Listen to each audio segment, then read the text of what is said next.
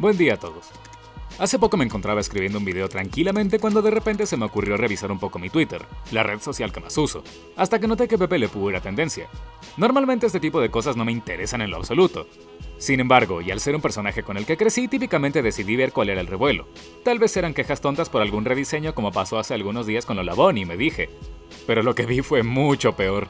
Una horda salvaje e iracunda en Twitter apareció asegurando y gritando a diestra y siniestra que Pepe Le Pew había sido cancelado y que Warner nunca más lo utilizaría, quedando completamente en el olvido. Como soy una persona curiosa, pero sobre todo incrédula con este tipo de tonterías, me dediqué a investigar un poco el tema, y básicamente llegué a la siguiente conclusión.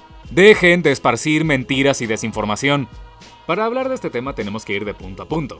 Primero que nada, y como podrán preguntarse, ¿de dónde demonios vino la idea de que lo querían cancelar? Pues bien, el 3 de marzo del presente año, Charles Blow, columnista del New York Times cuyos trabajos se enfocan en temas sociales y políticos de Estados Unidos, escribió un artículo de opinión, ojo con la palabra opinión, en el que exponía cómo actualmente vemos mal cosas que en el pasado eran consideradas como buenas, y ciertas conductas de odio que se les fue inculcando sutilmente a los niños a través de juguetes, literatura, publicidad y, como no, la animación.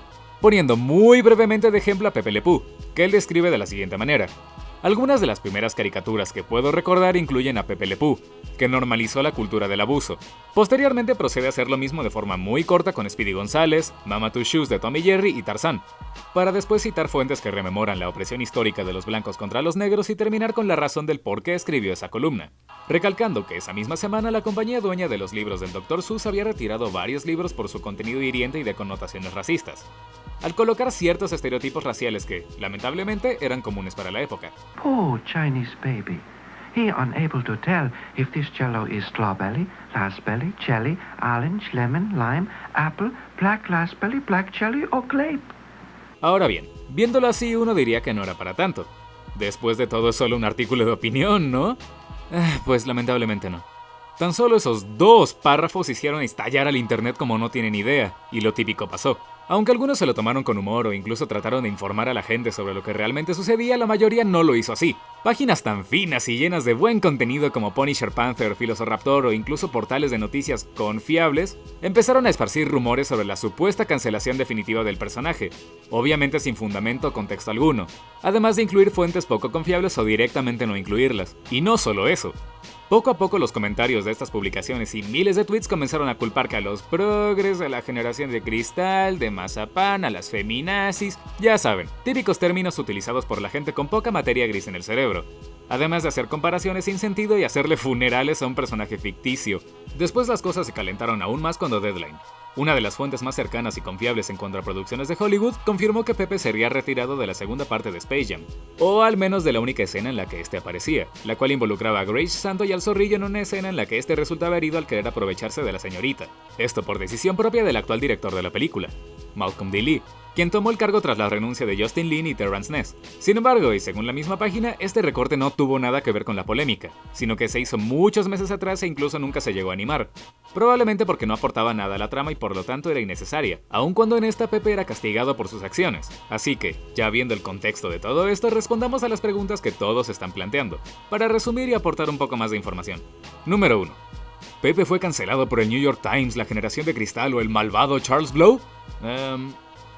No. Como ya vimos anteriormente, fue simplemente una opinión expresada en un párrafo de un columnista que se salió totalmente de control, en un artículo que ni siquiera tenía a Pepe Le Pew como foco principal, y en el cual nunca se llamó a cancelar a los demás personajes que se mencionan, sino que los utilizó de ejemplo del cómo, inconscientemente, algunas caricaturas, a su respetable consideración, normalizaban conductas negativas. Es más, él ni siquiera es el primero en opinar algo negativo sobre el personaje. Ya en el año 2000 Dave Chappelle, reconocido comediante y el cual recomiendo muchísimo, ya había hecho un comentario sobre ello. Sin embargo, no tuvo la misma relevancia que el comentario de Blow. It's wild shit. Some wild shit. I mean, like I was with my nephew. We sitting there, we watching Pepe Le Pew, and I say to my nephew, I said, now pay attention to this guy because he's funny. I used to watch him when I was little. And then we watched Pepe Le Pew, and I'm old now. I'm looking like, good God, what kind of fucking rapist is this guy? Like, take it easy, Pepe. Las redes son poderosas y pueden deformar una opinión corta de una columna bien intencionada en una montaña de desinformación y mentiras. Que la mayoría de páginas de Facebook sean administradas por idiotas y que los grandes portales de noticias busquen más clics y visitas que informar a sus lectores no es problema de nadie más que de ellos. Y de la gente que los sigue ciegamente y procede a lanzar tuitazos sin corroborar lo que leen, escriben y difunden sin control alguno. Número 2. ¿Pepe ya no va a aparecer nunca más en Looney Tunes? Por ahora la desaparición de Pepe solo incluye a la segunda parte de Space Jam. Sin embargo, es de reconocer que LePooh, más allá de sus cortos, ha tenido papeles tremendamente cortos en las producciones recientes de Looney Tunes. No por nada, su aparición en series de los 90 e inicios de los 2000 se redujo a cameos. En Quien engañó a Roger Rabbit, Pepe tenía un cameo, pero al igual que en Space Jam 2 fue simplemente eliminado y nunca se supo más de él. En la Space Jam original solo tiene unos pocos diálogos e interacciones, en De Vuelta en Acción hasta Goldberg tiene más tiempo en pantalla, en el show de los Looney Tunes sus apariciones son contadas, en New Looney Tunes su gimmick es cambiado drásticamente del de un espía seductor al más puro estilo de James Bond, y por último, en Looney Tunes Cartoons, la iteración más reciente de la franquicia, Pepe tiene un corto cameo en uno de los episodios, por lo que se puede decir que su desaparición, entre comillas, se vino produciendo desde hace años. ¿Y saben qué es lo más gracioso de todo esto? Probablemente a nadie de los que se están quejando del tema les importó hasta que lo vieron en una de estas páginas asquerosas. Número 3. ¿Seguiremos viendo a Pepe en un futuro? No soy nadie para ver o predecir lo que pasará, pero comparando esta situación con eventos recientes, lo más probable es que Warner, si no lo ignora por completo, responda a la controversia eliminando los cortos del zorrillo de HBO Max, para editarlos y resubirlos con letreros como este, que de hecho salen en muchas colecciones de Looney Tunes desde hace mucho tiempo y que recalcan lo obvio. Estos cortos fueron hechos en tiempos donde la mentalidad era completamente distinta. Citando la autobiografía de Chuck Jones, este mismo creó a Pepe, o Stinky el Zorrillo, en 1945 basándose en Ted Pierce, animador a quien Jones describía como un tipo cuya devoción a las mujeres era a ratos patética, psicológica pero a la vez entusiasta, cuya estrategia era pedir citas que fracasaban enormemente, además de añadir tintes de una versión contraria de sí mismo, ya que Jones se definía como una persona extremadamente tímida ante las damas, y esto claramente se ve en el personaje.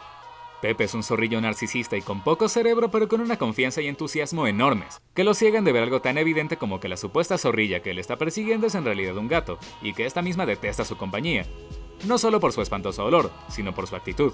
Pepe siempre fue una versión exagerada del típico francés seductor, que inconscientemente o no, refleja la comedia y el pensamiento de una época muy distinta a la nuestra. En conclusión, no se crean todo lo que leen de una página de Facebook, un tweet o incluso un portal de noticias.